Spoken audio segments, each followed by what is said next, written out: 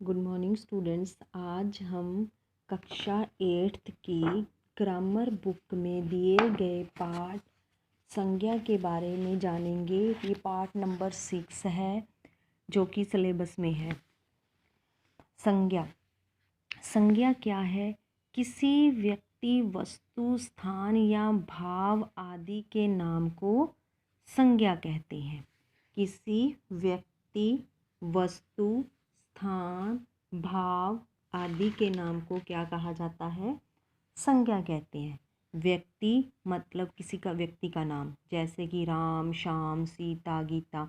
वस्तु वस्तु जैसे पुस्तक, फल, मेज, कलम, पानी। ठीक है। स्थानवाचक, स्थान मतलब किसी जगह का नाम, जैसे गांव हो गया, शहर हो गया, दिल्ली, आगरा। ठीक है। या फिर भाव, भाव मतलब जो फील कर सकते हैं, जैसे अच्छाई, बुराई, नफरत, प्रेम आदि। आदि के नाम को संज्ञा कहते हैं। इन सभी के नाम को क्या कहा जाता है? संज्ञा कहते हैं। संज्ञा के मेन 3 भेद हैं। कौन कौन से? व्यक्तिवाचक संज्ञा, जातिवाचक संज्ञा और भाववाचक संज्ञा। सबसे पहले हम व्यक्तिवाचक संज्ञा के बारे में जानेंगे। व्यक्तिवाचक संज्ञा क्या है? जैसे इसे इंग्लिश में प्रॉपर नाउन कहा जाता है। जिस संज्ञा शब्द से किसी विशेष व्यक्ति, वस्तु या स्थान का बोध हो उसे व्यक्तिवाचक संज्ञा कहते हैं।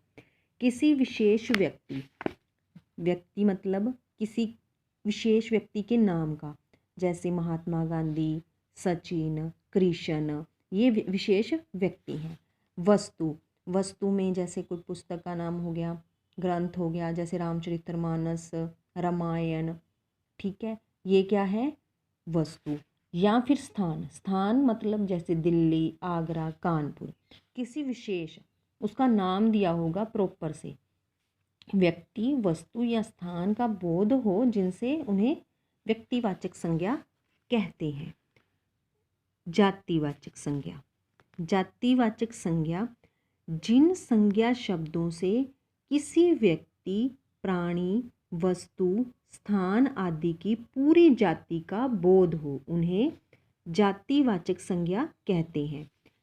जिन संज्ञा शब्दों से किसी व्यक्ति, प्राणी, वस्तु, स्थान आदि की पूरी जाति का, यानी कि कॉमन नाउन है ये, और पूरी जाति का बोध हो उसे क्या कहेंगे? जातिवाचक संज्ञा। जैसे प्राणी मतलब व्यक्ति, लड़का, लड़का। अगर यहाँ किसी लड़के का नाम दिया होता राकेश, राम, ठीक है, तो ये क्या था? व्यक्तिवाचक संज्ञा था। लेकिन अब लड़का पूरी जाति का बोध करा रहा है तो ये क्या है? जातिवाचक संज्ञा। उसी तरह प्राणी में मनुष्य, मनुष्य क्या है? जातिवाचक संज्ञा। अगर मनुष्य में किसी का नाम दिया होता तो वो क्या था? व्यक्तिवाचक संज्ञा। अभी ये क्या है? जातिवाचक संज्ञा।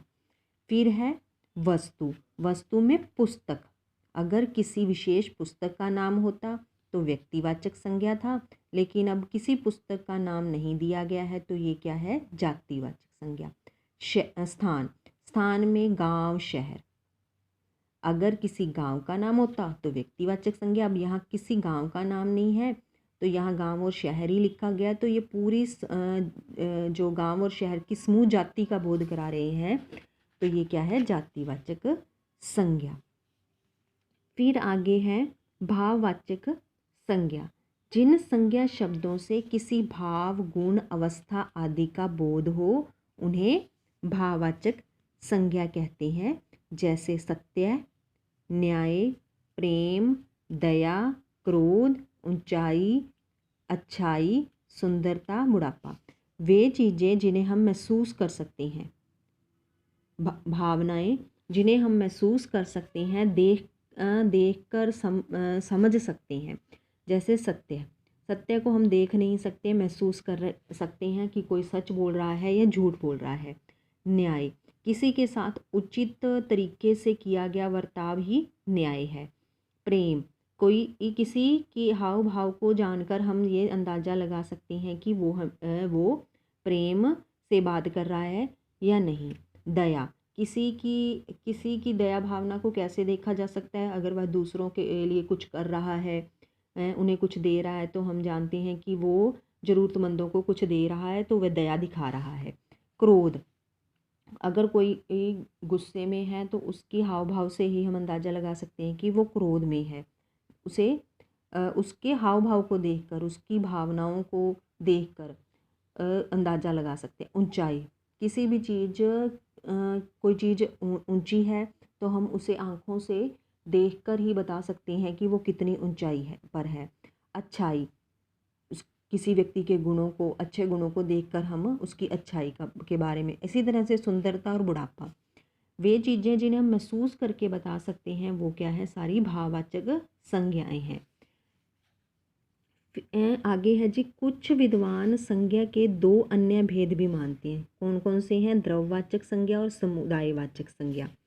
द्रव्यवाचक संज्ञा में वे पदार्थ आते हैं जो द्रव का बोध कराने वाले होते हैं, ठीक है, उन्हें संज्ञा कहते हैं। जैसे सोना, चांदी, लकड़ी, तेल, अन्न। किसी पदार्थ या द्रव का बोध कराने वाले, जो किसी चीज़ का बोध कराते हैं या किसी लिक्विड का बोध कराते हैं, तो वो क्या है? सारे द्रववाचक संज्ञा है। समुदायवाचक संज्ञा, इसमें कलेक्टिव नाउन होता है। समुदाय, जो संज्ञा शब्द किसी समुदाय या समूह का बोध कराता है उसे समुदायवाचक संज्ञा कहा जाता है। जैसे सेना, सेना में 1 जवान भी हो सकता है, 10 भी हो सकते हैं, 50 भी हो सकते हैं, 100 भी हो सकते हैं, हज़ारों में भी हो सकते हैं, तो उसके लिए हम एक शब्द प्रयोग करते हैं, सेना। पुलिस, सभा, ठीक है। इसी तरह से विद्यार्थी, ठीक है, कक्षा, तो ये शब्द क्या है? ये हैं समुदायवाचक संज्ञा। ये दोनों ही भेद जातिवाचक संज्ञा के माने जाते हैं। मुख्य रूप से संज्ञा के 3 ही भेद हैं: व्यक्तिवाचक संज्ञा, जातिवाचक संज्ञा और भाववाचक संज्ञा। लेकिन कई जगह पर विद्वानों ने जातिवाचक संज्ञा के आगे 2 भाग किए हैं, वो हैं द्रव्यवाचक संज्ञा और समुदायवाचक संज्ञा। व्यक्तिवाचक संज्ञा का जातिवाचक संज्ञा के रूप में प्रयोग। कई बार क्या किया जाता है कि किसी विशेष व्यक्ति के गुणों के आधार पर उसके नाम का प्रयोग जातिवाचक संज्ञा में कर लिया जाता है। जैसे देश को जयचंदों से बचाएं, आज हरीश चंद्र भला कहाँ मिलेंगे, देश को नट लालों ने ही ठगा है।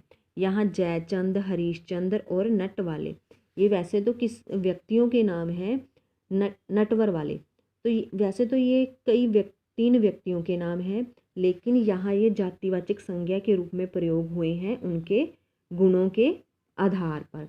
इसी तरह से हम कह देते हैं तुलसीदास, सूरदास या फिर विभीषण। अगर हम कहें कि आज के समय में विभीषणों की कोई कमी नहीं है, तो यहाँ वैसे तो विभीषण नाम है किसी का, लेकिन यहाँ विभीषण क्या है? एक ऐसे लोगों के लिए प्रयोग किया गया है जो कि विश्वासघात करने वाले हैं। या हम किसी को कहें कि सूरदास को सड़क पार करवा दो, तो सूरदास मतलब उसका ये है, ये वैसे तो ये नाम है सूरदास, लेकिन यहाँ सूरदास का प्रयोग किसके लिए किया गया है? जो जिसे दिखाई ना देता हो। या फिर हम कह देते हैं कि आज के समय में रावणों की कमी नहीं है, रावण मतलब बुरे लोगों की, ठीक है। तो जब हम किसी विशेष व्यक्ति के नाम को उसके गुणों के आधार पर किसी वाक्य में प्रयोग कर लेते हैं, तो वहाँ वे व्यक्तिवाचक न रहकर जातिवाचक संज्ञा में बदल जाते हैं। तो ये कुछ भाववाचक संज्ञाएं दी हुई हैं जो कि जातिवाचक संज्ञा से या फिर विशेषणों से या सर्वनाम से तैयार हुई हैं। तो आप लोगों को आशा है कि आज का पाठ समझ आ गया होगा। किसी व्यक्ति, वस्तु, स्थान या भाव के नाम को क्या कहते हैं? इसे MCQs वाले क्वेश्चंस दिए हुए हैं, तो उनके आंसर करेंगे हम। किसी व्यक्ति, वस्तु, स्थान या भाव के नाम को क्या कहते हैं? संज्ञा कहते हैं। संज्ञा के कितने भेद हैं? 3। निम्न विकल्पों में से किस विकल्प में सभी शब्द जातिवाचक संज्ञाएं नहीं हैं? वो है घ, चोर, दानवता और बच्चा। निम्नलिखित विकल्पों में से किस विकल्प में सभी शब्द भाववाचक संज्ञाएं नहीं हैं? तो इसका आंसर क है। फिर है पुरुष शब्द कौन सी संज्ञा है? जातिवाचक संज्ञा है। बुढ़ापा कौन सी संज्ञा है? ये भाववाचक संज्ञा है। वाराणसी प्रसिद्ध नगर है, वाराणसी जगह का नाम है, तो ये व्यक्तिवाचक संज्ञा है। सेना का संज्ञा भेद क्या है? समुदायवाचक है। अहम शब्द का भाववाचक संज्ञा क्या होगी? अहंकार। चांदी का संज्ञा भेद क्या है? द्रव्यवाचक संज्ञा। तो इसके ये कुछ क्वेश्चन दिए हुए हैं जिनके आंसर आप फेयर नोटबुक पे करोगे और ये MCQs भी फेयर नोटबुक पे करोगे। आशा है कि आपको आज का पाठ समझ आ गया होगा। धन्यवाद।